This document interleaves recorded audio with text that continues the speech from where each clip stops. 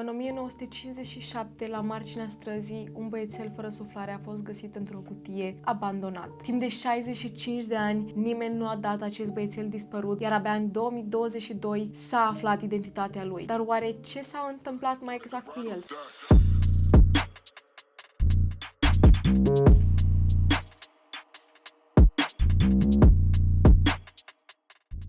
Salutare, fan True Crime, azi e zi de traumă și dacă sunteți noi aici, bine, eu sunt Ceci și aici vorbim despre cei mai oribil criminal pe care am putut să găsesc vreodată. Astăzi nu vorbim despre un criminal de fapt, pur și simplu ăla era intro-ul, vorbim despre victima în sine, care este pur și simplu un băiețel, cred că este cel mai căutat băiețel din America, are și numele de copilul necunoscut al Americii. Mi se pare că sună mai bine în engleză. The Unknown Child of America. America? Doamne, parcă nu știu, când trebuie să vă spun vouă ceva în engleză, zi, iese patriota în mine. Deci da, dacă știați deja de acest caz și ați fost, nu știu, pe altă planetă în ultimii 2 ani de zile, să știți că s-a descoperit cine este acest băiețel. Dar haideți totuși până ajungem acolo să vă spun că trebuie să puneți mâncarea deoparte. Vorbeam cu Mia despre cazul ăsta azi, cât eram afară și mâncam. Mia, cea care editează cel puțin 70% din aceste videoclipuri și știe de toate cazurile astea, voia să se oprească din mâncat. Dacă ea să opri din mâncare la acest caz, și voi trebuie. Dar totuși, poftă bună subscriberilor! Ne întoarcem cu 67 de ani înapoi în Pennsylvania, mai exact pe 23 februarie. Am găsit extrem de multe surse cu ce s-a întâmplat în această perioadă de timp și cum a fost găsită această cutie cu un băiețel înăuntru, dar practic, un băiat, un student mai exact de 26 de ani, numele lui era Fred Benonis. Fred Benonis al nostru a găsit această cutie într-un tufiș și acest tufiș era lângă un fel de teren și acest teren era lângă un cămin de fete. Și Fred al nostru a găsit această cutie și a crezut că înăuntru se află o păpușă, așa că a lăsat cutia în pace. Și timp de 2-3 zile s-a tot gândit la această cutie și motivul pentru care nu a anunțat poliția că a găsit-o era pentru că el de fapt era acolo ca să spioneze fetele din cămin. Asta este una din sursele pe care le-am găsit. Dar eu, sinceră să fiu, m-am uitat la poza cu această cutie. Da, este peste tot. Efectiv, acest băiețel, după ce a decedat, pozele cu el, capul lui, o să vă explic mai acuși. Toate aceste poze sunt pe internet la un simplu click. Cred că o să vă las și linkul în descriere dacă vreți să nu vă chinuiți prea mult. Dar am găsit poza cu această cutie și nu poți să-mi zici tu mie că te-ai uitat în această cutie și tu ai crezut că aici este o păpușă. There is no way, mai ales în 1957, când nu erau păpuși atât de realistice. Dar în fine, Fred a așteptat vreo 3 zile până să anunțe poliția că a găsit această cutie și a ajuns să anunțe poliția pentru că a auzit că o fetiță a dispărut din zonă și s-a gândit că în acea cutie era de fapt acea fetiță și până la urmă s-a anunțat poliția. S-a aflat mai târziu că un alt băiat de 18 ani a găsit inițial cutia înaintea lui Fred, dar nu a vrut să anunțe pe nimeni. Am găsit 2 surse. Una zicea că nu voia să-și bage nasul unde nu-i fierbe oala, un lucru pe care ar trebui să-l facem toți, dar nu când vine vorba de găsirea unui corp neînsuflețit. Și o altă sursă spunea că de fapt celălalt băiat de 18 ani pusese capcane de bizoni ilegale în zonă și nu voia să fie prins. Și da, ok, nu poți să pui capcane de bizoni ilegale, nu ai voie să pândești fetele de la cămin, dar în același timp mi se pare că tu să anunți poliția că ai găsit o cutie cu un băiețel înăuntru e mult mai important decât să primești o amendă. Dar hei, prioritățile tuturor diferă. În fine, autoritățile ajung la fața locului. Țin să vă spun că unul din investigatori, da, a spus în 2007, încă era în viață în 2007, a spus că până în ziua aia el a fost traumatizat cu imaginea pe care a văzut-o în acea zi. O să evit poza cu fața lui, o să vă pun poza cu reconstruirea robotică a feței băiețelului. Nu pot să vă pun poza cu el fără suflare pentru că nu pot să vă pun, dar o voi descrie, ok? Avem această cutie destul de măricică. Pe margine scrie fragil, manipulați cu grijă, cred că așa se zice în română, nu? Handle with care? Da. Doar că ce era înăuntru era clar că era fragil și era clar că nu a fost manipulat cu grijă pentru că era un băiețel care nici măcar nu puteau să deducă care era vârsta lui, era extrem de deformat, să spunem așa, foarte, foarte bătut, vânăt, avea diferite tăieturi. Aceste tăieturi au fost considerate a fi tăieturi chirurgicale pentru că erau atât de curat făcute, ca și cum ar fi fost făcute cu un bisturiu. Pe lângă toate aceste răni vânătăi, avea 3 răni foarte mari, una sub bărbie, una în zona genitală și una în jurul încheieturii de la picior. Și pe lângă lucrul ăsta s-a constatat că era un băiețel cu vârsta cuprinsă între 4 și 6 ani și la vârsta aceea avea o înălțime de 1 metru și cântărea 15 kg. Îi se puteau vedea coastele. Era învelit într-o pătură și acest băiețel era proaspăt spălat, era foarte, foarte curat, avea părul proaspăt tuns, dar zic tuns în ghilimele pentru că această frizură pe care o avea în cap era clar că a fost făcută la repezeală. Pe lângă treaba asta avea foarte multe fire de păr, smocuri de păr lipite de corp și unghiile de la mâini și de la picioare erau tăiate proaspăt. Totul părea de parcă lucrurile astea au fost făcute după ce acest băiețel și-a dat ultima suflare. Era gol-goluț și învelit într-o pătură, iar această pătură era foarte generică Americii, să spunem. Știți cum avem noi păturile cu flori și tigri în România? Toată lumea le avea la un moment dat. Exact așa avea toată lumea la un moment dat în 1957 păturile astea în America. În aceeași zonă, la 1 metru distanță de cutie, au găsit o pălărie albastră, o eșarfă de băiețel și avea litera G într-un colț cusută și o batistuță. Nu putem spune dacă aceste lucruri aveau vreo legătură cu acest băiețel, pur și simplu erau în zonă și erau primele indicii, singurele indicii pe care le aveau. Ziua în care a decedat nu a putut fi constatată pentru simplu fapt că afară era foarte, foarte frig și Fred al nostru a ezitat să anunțe poliția și practic pentru că el l-a găsit cu 3 zile înainte și mai era un alt băiat care l-a găsit înainte și nu a anunțat poliția, s-a constatat că acest băiat a decedat cu cel puțin 2-3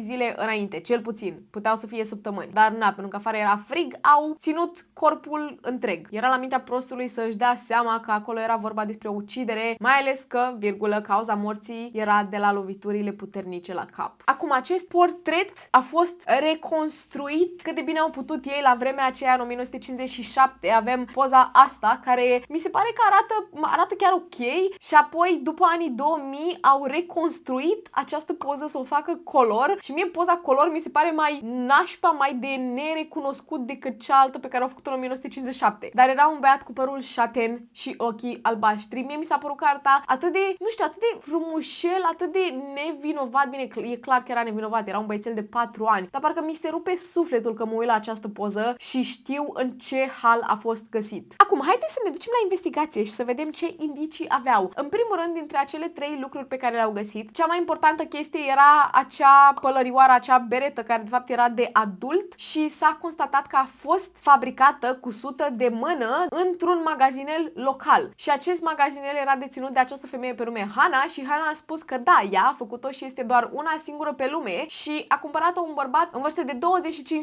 de ani, dar a plătit cash și atât. Ăla a fost primul indiciu care nu a dus absolut nicăieri. A doua chestie, cutia în care a fost găsită acest băiețel era de fapt o cutie de pătuți de copil și aceste pătuțuri erau vândute doar la magazinul JCPenney și s-au dus la acest magazin și au constatat că 12 pătuțuri de genul au fost vândute. 8 dintre persoanele care au cumpărat aceste pătuțuri au venit în față la autorități să le spună: hei, știți, noi am cumpărat, nu, noi am aruncat un băiețel. Ceilalți 4 nu au venit sau cel mai probabil nu au auzit, nu au vrut să vină. Unul dintre ei poate se simțea vinovat, dar toți oamenii au plătit în cash oricum, pentru că este 1957. Pătura în care a fost învelit acest băiețel, 1,5 milioane de bucăți au fost fabricate, deci nici măcar nu cred că nici măcar nu trebuiau să se chinuie să caute vreo urmă de această pătură. Nu cred că vă puteți imagina cât de determinate erau autoritățile să găsească identitatea acestui băiețel. Nu putem să înțelegem de ce, pentru că știm că sunt atâția oameni sub 18 care au dispărut pe această planetă și până în ziua de astăzi atât de multe cazuri nerezolvate, dar pur și simplu oamenii mei din Pennsylvania s-au pus pe acest caz, erau determinați și au început să trimită pliante și să pună postere peste tot cu fața acestui băiat și descrierea lui. Și voi trebuie să înțelegeți că nu au pus această poză pe care vă arăt eu aici frumoasă. Au pus poza cu fața băiatului în morgă. Deci, efectiv, așa bătut cum era, așa cu părul tăiat, foarte, foarte, nu știu, l-au sluțit efectiv în cap și au luat această poză care o să mă bântuie până mor în seara asta, nu cred că dorm, și au pus-o pe aceste postere și aceste postere erau la benzinării, la magazinul tău de pe colț, pliantele, 400.000 de pliante împărțite peste tot, până și când primeai factura de la curent, factura de la apă în poștă, lângă această factură era acest pliant. Erau atât de determinați. Oameni din 10 state diferite au venit ca să vadă corpul acestui băiețel în speranța că va fi recunoscut de cineva. Adică voi îmi spuneți mie că cel puțin 4 ani de zile a trăit acest băiat pe planetă și 4 ani de zile nu a știut nimeni de existența lui? Nu a văzut nimeni un băiat în toată firea? 270 de ofițeri implicați în acest caz și luni buni de zile corpul acestui băiat a fost ținut la morgă în speranța că va fi recunoscut de cineva. Și ce să credeți, 65 de ani mai târziu încă nu a fost recunoscut, dar s-a aflat identitatea. Au ajuns să ia amprentele băiatului de la degete, de la mâini, au luat amprentele de la tălpile, de la picioare, ca să le ducă în diferite orfelinate, în diferite case de copii și efectiv să încerce, să uitau la poza cu tălpile acestui băiat și le comparau cu tălpile luate de la toți bebelușii din orfelinate, să vadă dacă se aseamănă cu vreo pereche de picioare. Ofițerii implicați în acest caz, eu v-am spus, s-au atașat emoțional de acest băiat. Se comportau de parcă era parte din familia lor și voiau să găsească un răspuns și pentru că s-au atașat atât de mult, au ajuns să plătească ei pentru o mormântare și efectiv să îi planifice toată această mormântare și să meargă la ea și totul a fost atât de emoționant și a fost dus în acest cimitir care era un cimitir anume pentru Jane Doe's și John Doe's, adică oameni care nu au fost recunoscuți de nimeni. Erau mult mai comune în vremea aia, nu știu, oamenii mureau pe capete mai de mult. Pe piatra lui de mormânt scria inițial, pentru că au schimbat-o mai încolo, tată binecuvântează acest copil și mi se pare foarte, foarte trist când văd această piatră. Eu mă gândesc că în tot acest cimitir, mulți dintre ei nici măcar nu aveau pietre, dar oamenii mei au plătit ca să facă o mormântare cum se cade, doar să se simtă ei puțin mai împliniți, doar că totuși voiau să găsească un răspuns, voiau să găsească măcar numele. A fost îngropat în 1957, dar a fost dezgropat în 1998. Cred că vă puteți imagina că după atâția ani nu mai era întreg absolut deloc, au trebuit să ia niște probe din dinți, pentru că ăla era cam singurul lucru rămas de care se puteau lua niște probe ADN. L-au pus la loc și când l-au pus la loc, i-au schimbat piatra de mormânt și au pus pe ea America's Unknown Child, adică copilul necunoscut al Americii. În 2019 a fost recunoscut din nou pentru că știința a avansat și aveau nevoie de probe noi, ADN, și în 2022 s-a publicat adevărata lui identitate. Și știm cu toții până acum dacă i s-a găsit adevărata identitate, dar timp de 65 de ani, oamenii mei au căutat și au căutat. Și au fost zeci și zeci de teorii. Când am început să caut despre aceste teorii, n-am putut să mă mai opresc. Am găsit atât de multe informații, sugestii, teorii, un rabbit hole, efectiv, și o să vă pun vreo câteva teorii care mi se păreau mie foarte, foarte interesante. Teoria numărul 1. Avem un bărbat pe nume Remington Barrow. Nu, am zis prost. Avem un bărbat pe nume Remington Brito. Și Remington al nostru era un medic legist care și-a făcut propria misiune în viață să găsească identitatea acestui băiat. Timp de 36 de ani și-a pus tot timpul liber pe care îl avea, toți banii pe care îi avea, să-și dedice propria viață în găsirea unui răspuns. Și pe lângă treaba asta, un lucru care mi s-a părut mie foarte, foarte interesant, înainte să fie îngropat acest băiețel, i-au făcut un fel de mască după față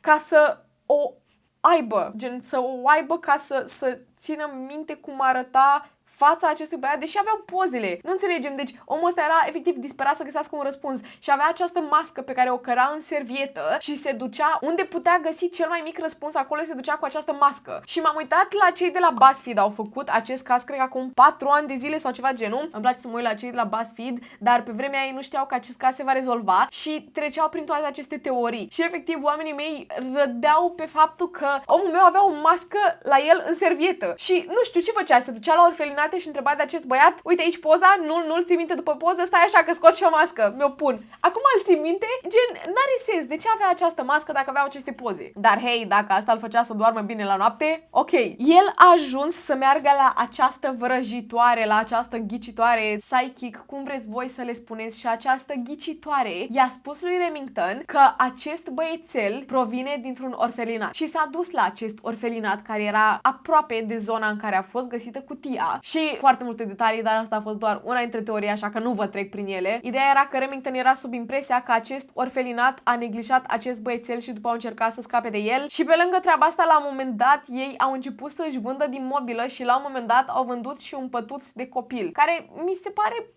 logic, nu știu, este un orfelinat, e logic că au pătuțuri de copii, vor să vândă din mobilă, o să vândă și unul din ele. Nu mi se pare nimic suspect să vinzi un pătus de copil, dar pentru simplu fapt că această cutie era de la un pătus de copil, asta i-a făcut să fie și mai suspicioși. Doar că nu aveau cum să confirme că acela era pătuțul care a venit din această cutie. Un alt lucru suspicios în acest orfelinat e că aveau foarte multe din acele pături, exact aceleași pături ca aceea care a fost găsită în cutie. Țin să vă mai reamintesc că 1,5 milioane au fost fabricate, deci nici asta nu a dus nicăieri și după 36 de ani în care Remington și-a dedicat fiecare minuțel din viața lui să găsească identitatea acestui băiat și ce s-a întâmplat cu el, a decedat. A decedat în 1993 și investigația a fost preluată de acest detectiv pe nume Tom Augustin și Tom al nostru a continuat această investigație. Am impresia că încă mai trăiește în ziua de astăzi? Da, mai trăiește în ziua de astăzi.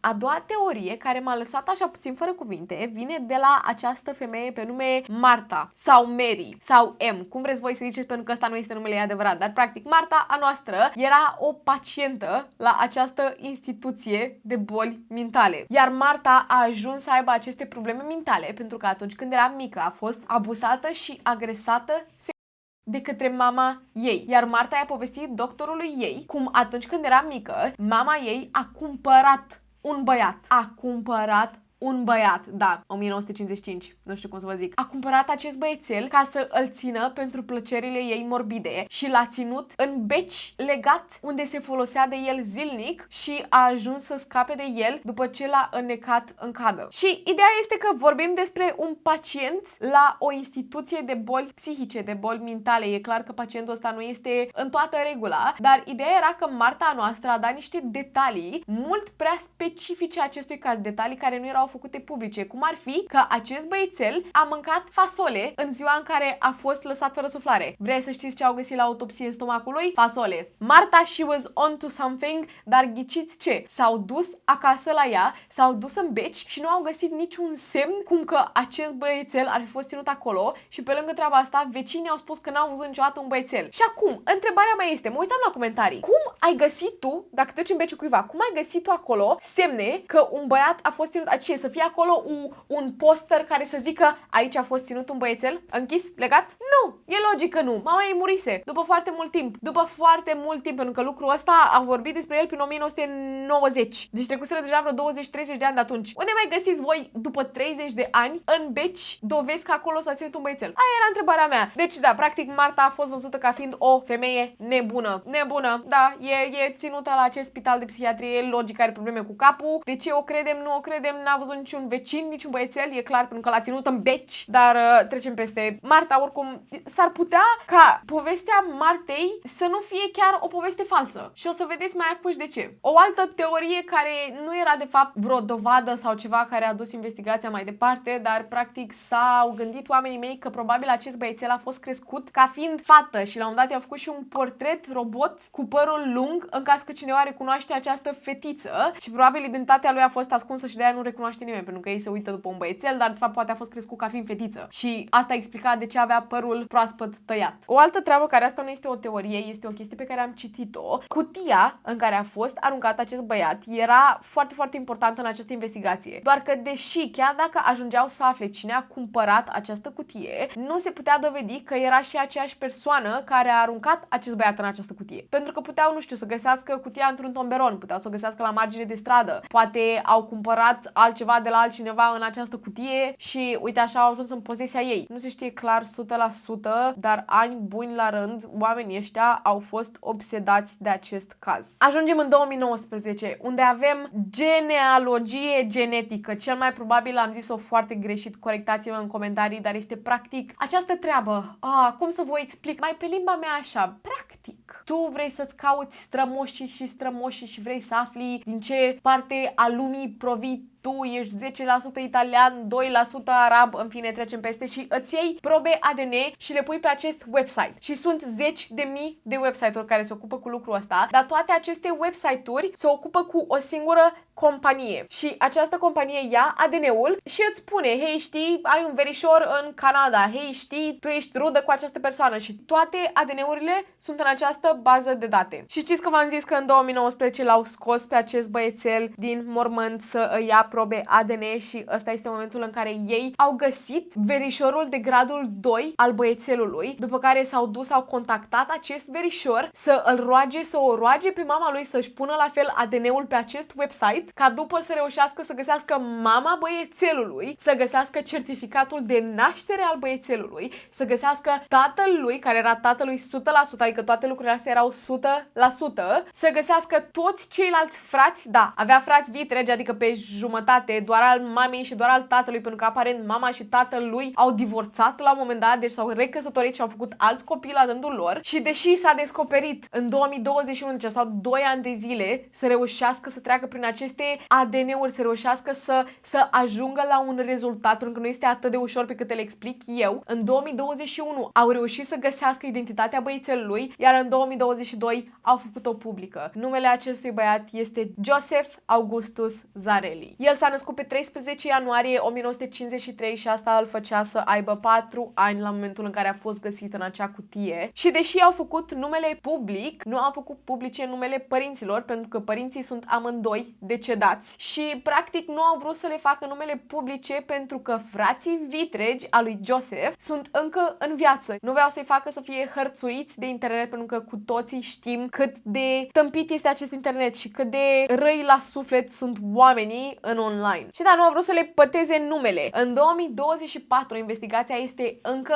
deschisă. Nu au reușit să găsească care a fost adevăratul vinovat. E clar că știm că părinții sunt responsabili, dar nu au reușit să găsească cu adevărat cum s-a ajuns în punctul în care s-a ajuns și ideea este că ei au suspiciunile lor, doar că nu au vrut să le facă publice, pentru că, din nou, internetul, din nou, Reddit, TikTok, Instagram, Facebook mănâncă prin informații de genul. Și vrei să vă spun, ei nu au făcut publice numele părinților, dar au făcut public numele acestui băiețel și automat Pennsylvania, numele de familie Zarelli, au reușit să găsească familia care încă este în viața acestui băiețel. Sau cel puțin așa cred ei. Și au ajuns să-i hărțuiască. Au ajuns să-i hărțuiască. De ce suntem așa? De ce suntem așa? Asta este întrebarea mea. Am găsit o postarea pe Reddit lungă de vreo 10 pagini în care cineva era extrem de frustrat pe faptul că 65 de ani am stat să căutăm identitatea acestui băiat și să-i punem un nume pe piatra de mormânt și să reușim să aflăm ce s-a întâmplat cu el. Și deși nu am aflat ce s-a întâmplat cu el, dar am aflat care este numele lui și de unde provenea și de pe ce stradă provenea și care erau părinții lui și am ajuns să-i hărțuim familia. Familia care nici măcar nu știa de existența acestui băiat. Au refăcut înmormântarea acestui băiețel și i-au pus o nouă piatră de mormânt pe care era gravat numele acestui băiețel care a fost căutat timp de 65 de ani. Wow, nu pot să cred că am făcut într-un final acest caz. Când ați început să-mi sugerați despre acest caz, încă nu se aflase numele. Încă nu se aflase și îmi pare bine că am așteptat. Îmi pare sincer bine că am așteptat. Sunt tare curioasă, sunt sigură că la un moment dat vor veni în fața autoritățile să spună ce s-a întâmplat cu adevărat și cum a ajuns el să ajungă în acea cutie, dar sunt foarte sigură că unul din părinți a ajuns să-l neglijeze atât de tare încât l-au lăsat fără suflare și nu au găsit nicio altă opțiune. Dar un lucru pe care l-am citit pe Reddit este că acest pliant, aceste postere care o să mă bântuie până la sfârșitul vieții, vă reamintesc, a fost trimis peste tot în Pennsylvania. Și până în ziua de astăzi, dacă vă duceți la o persoană care are 70-80 de ani, care a trăit în perioada aceea și a trecut prin toate lucrurile astea, și acum știu despre această poză. Și este o poză teribilă, o poză oribilă. Vorbim despre un băiețel în toată firea. Cineva a lăsat un comentariu la o postare de pe Reddit despre The Boy in the Box, în care spunea că speră că persoana care este responsabilă pentru ceea ce s-a întâmplat să fi fost bântuită de această poză. Să o fi văzut peste tot, postere peste tot, la orice magazin mergea să vadă acest poster și să fie bântuit până în ziua în care a murit. Și sincer sper la fel. Ți-o meriți. Știu că nu mai e în viață, dar și-o merita. Un alt lucru care o să mă bântuie până ajung în mormânt, oamenii mei, ca să reușească să îl facă să fie recunoscut de cineva într-un final, l-au luat și l-au pus frumos pe un scaun, l-au îmbrăcat ca să-l facă să pară viu și au făcut poze în acest scăunel în speranța că cineva îl va recunoaște. Știu că este 1957, dar ok.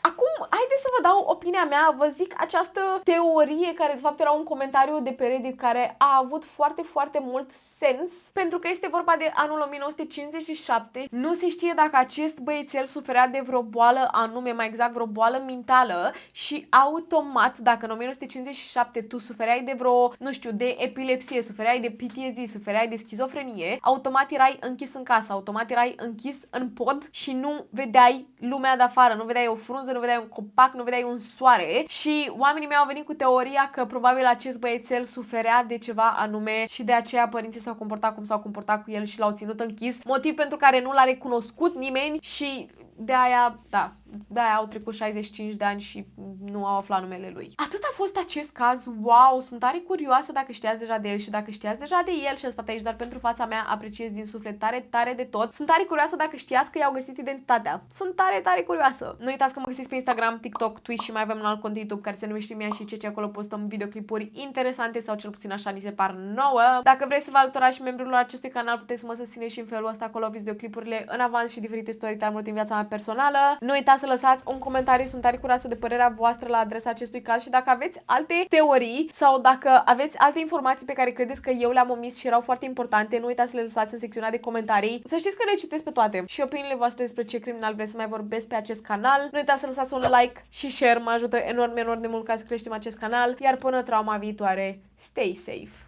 De unde știa Marta că acest băiețel a mâncat fasole înainte să moară?